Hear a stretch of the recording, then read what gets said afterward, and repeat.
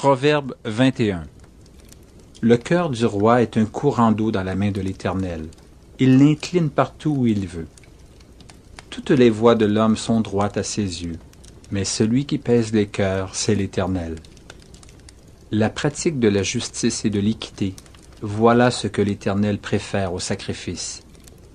Des regards hautains et un cœur qui s'enfle, cette lampe des méchants, ce n'est que péché. Les projets de l'homme diligent ne mènent qu'à l'abondance, mais celui qui agit avec précipitation n'arrive qu'à la disette. Des trésors acquis par une langue mensongère sont une vanité fugitive et l'avant-coureur de la mort. La violence des méchants les emporte, parce qu'ils refusent de faire ce qui est juste.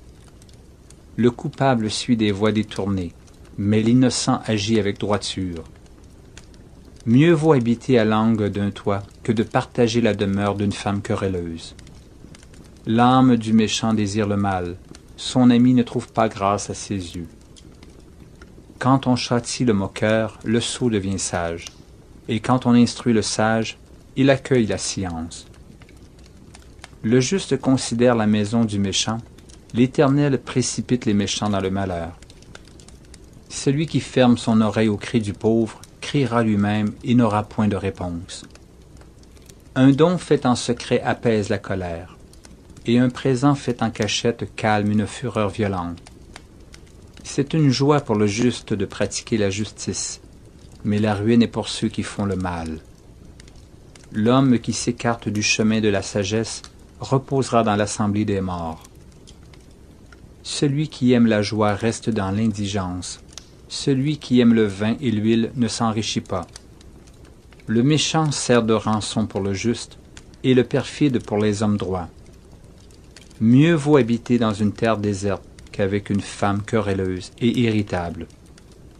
De précieux trésors et de l'huile sont dans la demeure du sage, mais l'homme insensé les engloutit. Celui qui poursuit la justice et la bonté trouve la vie, la justice et la gloire. Le sage monte dans la ville des héros, et il abat la force qui lui donnait de l'assurance. Celui qui veille sur sa bouche et sur sa langue préserve son âme des angoisses. L'orgueilleux, le hautain s'appelle un moqueur. Il agit avec la fureur de l'arrogance. Les désirs du paresseux le tuent, parce que ses mains refusent de travailler. Tout le jour, il éprouve des désirs, mais le juste donne sans parcimonie. Le sacrifice des méchants est quelque chose d'abominable, combien plus quand il l'offre avec des pensées criminelles. Le témoin menteur périra, mais l'homme qui écoute parlera toujours. Le méchant prend un air effronté, mais l'homme droit affermit sa voix. Il n'y a ni sagesse, ni intelligence, ni conseil en face de l'Éternel. Le cheval est équipé pour le jour de la bataille, mais la délivrance appartient à l'Éternel.